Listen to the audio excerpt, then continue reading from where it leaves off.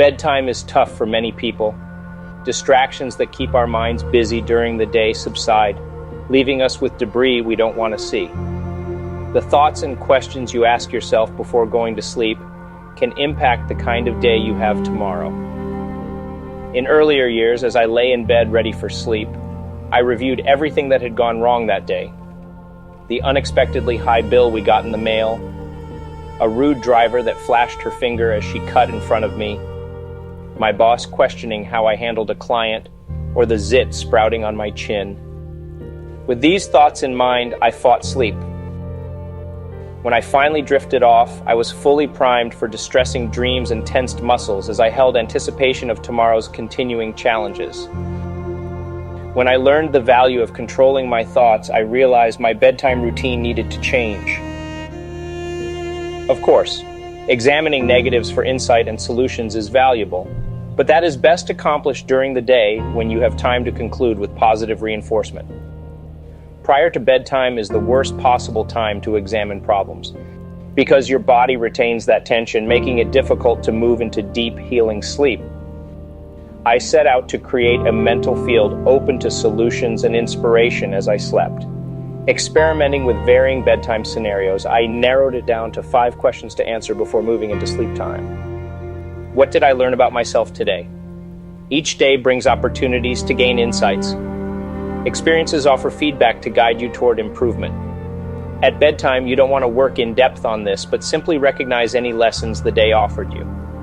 If you see that a pattern repeats, what are you doing to set it up? If a problem only happens to you but not those around you, in what way are you encouraging it? From asking myself this question, I learned many challenges reflected in impatience, poor planning, defensiveness, or lack of confidence in my skills. This guided me to make changes in my daily life by reading books and attending seminars on self-improvement. Over time, problems decreased, because instead of blaming, complaining, worrying, or repeating ineffective habits, I changed my behavior based on what I learned and began to receive better results. Secondly, I ask myself, what positive things happened for me today? If your habit is to look at what is wrong with life, this is challenging. So make this easy on yourself. Maybe it's that you found a good parking spot, you got your favorite table at lunchtime, or your dog didn't chew on any furniture today. As you continue this process, it is easier to find things to be grateful for.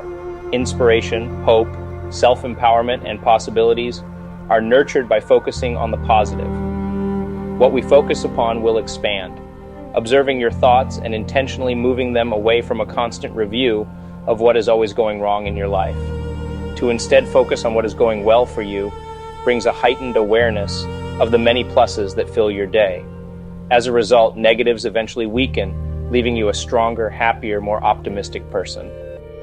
Studies show that optimistic people are healthier and live longer. The third question I ask myself is, how did I help, serve, or assist others today? This question moves attention away from ourselves so we can notice other people in our lives. Instead of what did I get today, ask what did I offer today? If we do what we can to help others, we experience life as increasingly cooperative and supportive. This may be as simple as holding a door for others, sharing a smile, listening patiently, or allowing other drivers to merge in front of you on a freeway entrance ramp. Each time you do this, you create a smoother day for someone else, leading you to feel better about yourself. Studies show that altruism decreases cortisol, which contributes to aging, and increases desirable oxytocin, which helps you establish relationships. So find someone who is having a bad day and encourage them. Clean up the break room instead of complaining about the slobs you work with. Your co-workers aren't going to change, so clean the room and feel good that you are someone who cares. Do it for you. Turn around a situational response from a burden you resist to a choice for constructive action. The fourth question to ask is, what did I do today that moved me toward my goals, mission, or purpose? Anticipating that you will be asking a question at night, you are more likely to intentionally take action so you can give yourself an acceptable answer. When you take a step towards a goal, you experience satisfaction and renewed motivation. It keeps you on track in a world where we are easily lured off course. If you feel stuck on your journey, this question reminds you to take charge of your life, instead of only reacting to whatever showed up that day. Forward movement can be measured in small steps as well as giant leaps. Want to lose weight? Your action may be running a full mile that morning or simply setting aside a half-eaten slice of pie when you remember your goal. Want to get a better job? Perhaps you filled out an application online or began a list of your job skills.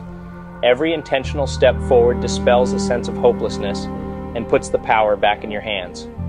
Finally, as yourself, what will be my starting focus tomorrow? Preparing your mental field and attitude for the next day helps your body and mind release tension. Awakening with a plan in mind helps launch your day. If you face a problem tomorrow, visualize yourself waking up with clear ideas on how to handle it with confidence. Overnight, your subconscious will explore possibilities as you sleep, and answers can arise. If you have an important meeting, what will you wear and are your clothes ready? Do you expect a negative encounter in the morning? How will you act to display confidence? If your self-esteem is low, what can you do tomorrow to empower yourself? On mornings when you awaken and simply respond to your morning mood, you are a victim of outside circumstances. However, if you awaken and take planned steps toward the day's goal, you regain control of your life. To this day, I continue to lay out what I will wear in the morning and plan what my first action step will be. Upon awakening, this helps me get started instead of lying there in a mental fog. My body and mind are naturally directed toward constructive action. After working with these 5 questions, you will find others that are equally relevant. Additional questions to consider are: what am I grateful for? What personal strengths did I express today? Who helped me today? Who did I thank today? What challenging situation did I take steps to resolve? How was I strong in the face of a challenge? Who can I talk with to help me sort things out? If you find 5 is too many questions, narrow it down to 2 or 3. The important idea here is to take charge of your life by consistently focusing on constructive thoughts prior to sleep. Commit to this practice for 21 days and notice how your life improves. Take your life into your own hands and make it happen. It's your life. Lead it.